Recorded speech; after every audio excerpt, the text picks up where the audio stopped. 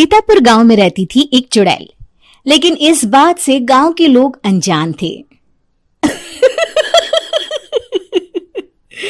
जब तक पूरे गांव की एक एक औरत के गहने मेरे पास नहीं आ जाते, मैं इस गांव को छोड़कर नहीं जाऊंगी, चाहे इसके लिए मुझे लोगों को गायब भी क्यों ना करना पड़े। दूसरी तरफ गांव की औरतें बात कर रही थी। अरे सुन रही हो, ये देखो, मैंने कल ही नया हार बनवाया है सोने का, कैसा लग रहा है? बहुत ही अच्छा है ना। पहले तुम पहनो, फिर शादी में अपनी होने वाली बहू को दे देना। और क्या, सोने चांदी का यही तो फायदा है, जितना पुराना उतना महंगा। लेकिन एक एक पैसा बचाकर ये लेना सच में बहुत मुश्किल हो रहा था मेरे लिए। तभी वहां पहली का पति आ जाता है। गांव में एक औरत के घर के सोने के सारे गहने चोरी हो गए। लोग बातें बना रहे कि गांव में कोई चोर घुस आया है जो घर की कोई चीज को हाथ नहीं लगाता, पर सिर्फ सोने के गहनों को ही चुराता है। अब तुम ना अपने ये गहने संभाल कर रखना। हे भगवान, ये क्या बोल रहे हैं? ये तो वही बात हो गई कि गांव बसा नहीं और लुटेरे पहले आ गए। दूसरी तरफ गांव के ही एक घर में रंजना रहती थी। उसके पति का गांव में चाउमीन का ठेला था। एक दिन उसके घर में एक औरत आती है। अरे रंजना, तू गांव में नहीं है तो सोचा तुम्हें बता दूं। गांव में बात चल रही है कि गांव में एक चोर घुस आया है जो घरों के सोने के गहने चुरा लेता है। अरे मैं तो सिर्फ ये कान की छोटी सी बाली ही सोने की पहनती हूँ, बाकी गहने तो मैंने गांव के बैंक में लाकर रखे हैं। ये क्या होता है? ना बाबा ना, हमारे गांव की औरतें तो गहने अपने पास ही रखती है। जब कहीं जाना हो तो बस अलमारी से गहने निकालो और पहन लो। दूसरी तरफ एक औरत हाथ में टोटके वाली छोटी सी गुड़िया लेकर घर में चली आती है। अरे कोई है? घर की औरत है क्या? क्या है ये गुड़िया? ये कोई ऐसी वैसी गुड़िया नहीं है, ये जादुई गुड़िया है।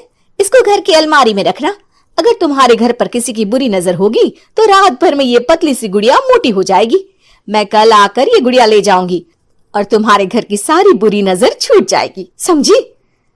अरे वाह, ये तो बहुत कमाल की गुड़िया है, दे दो। कितने की है एक? अरे नहीं नहीं नहीं, ये फ्री की है। मेरा काम इस पूरे गांव को बुरी नजर से दूर रखने का है। हाँ। भली औरत उसके हाथ से वो गुड़िया लेकर अलमारी में रख देती है। लेकिन अगली सुबह जब वो उस गुड़िया को देखती है तो पतली सी गुड़िया मोटी हो चुकी होती है। हे भगवान, ये क्या? किसने मेरे घर को बुरी नजर से बांध रखा था? तभी वो गुड़िया वाली भी आ जाती है। मैंने कहा था ना, घर पर बहुत ज्यादा बुरी नजर है। लाओ, ये गुड़िया मुझे दे दो। औरत वो गुड़िया उठाकर उसे दे देती है।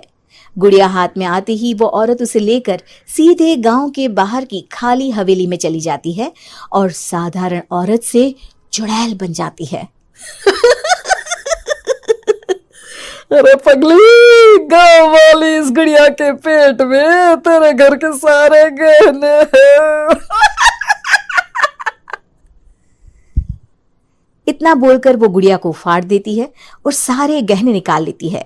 वहीं दूसरी तरफ, हे भगवान, मेरे घर के सारे गहने चोरी हो गए। उस औरत के घर के आसपास लोगों का जमावड़ा हो जाता है और लोग बातें करने लगते हैं। लो जी, ये भी घर गया। पता नहीं कौन चोर है जो इतनी होशियारी से गहने चुरा लेता है। कुछ समझ में नहीं आ रहा कि कौन है। लोग तो घर से कहीं जाते भी नहीं है, न ताला लगे न घर खाली हो, फिर भी रातों रात गहने चोरी हो जाते हैं।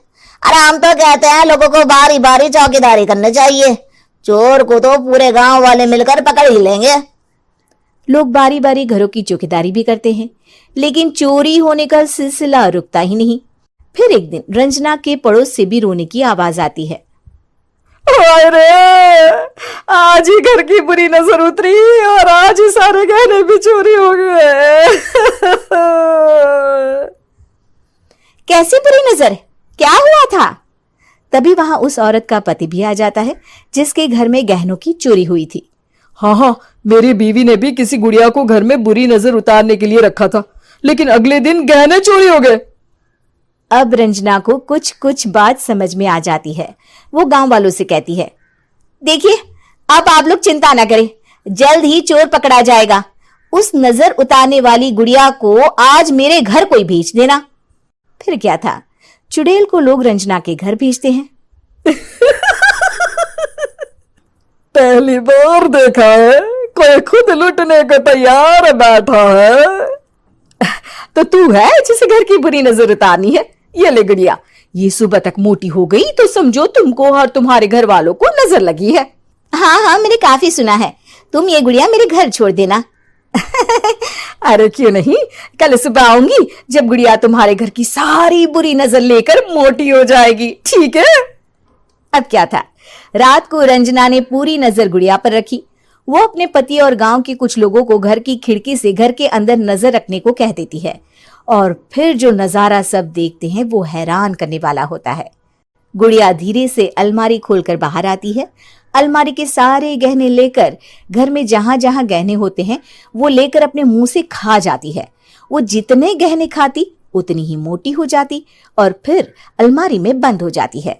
गांव वाले डर के मारे वहीं बेहोश हो जाते हैं।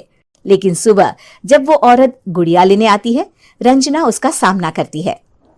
ये देखो गुड़िया कितनी मोटी हो गई है, लगता है मेरे घर में बहुत लोगों की नजर लगी है। लाला ये गुड़िया मुझे दे दे, अरे बहुत कीमती गुड़िया है ये। तेरे घर की सारी बुरी नजर मैं गांव के बाहर वाली हवेली में फेंक आती हूँ। शाम को फिर लोगों के घर इसे लेकर जाना है ना, इसमें तो मेरी जान बसती है, जान। रंजना गुड़िया को चुड़ैल की तरफ बढ़ा देती है, लेकिन फिर वापस ले लेती है और गुड़िया के हाथ मोड़ देती है। जैसे ही गुड़िया के हाथ मोड़ती है, चुड़ैल का हाथ भी मुड़ जाता है। अच्छा, तो ये वो गुड़िया है जिसमें तुम्हारी जान बसती है। अब सुन चुड़ैल, तेरी सारी हकीकत सबके सामने आ गई है। या तो गांव वालों के गहने लौटा दे, नहीं तो मैं इस गुड़िया की गर्दन मोड़ दूंगी। चुड़ैल डर जाती है। अरे नहीं नहीं, मेरी गुड़िया दे दो, मैं सबके गहने वापस कर दूंगी। ठीक है, अब भी जा और सबके सारे गहने वापस कर। चल निकल यहां से। चुड़ैल सबके गहने लौटाकर रंजना के पास आती है।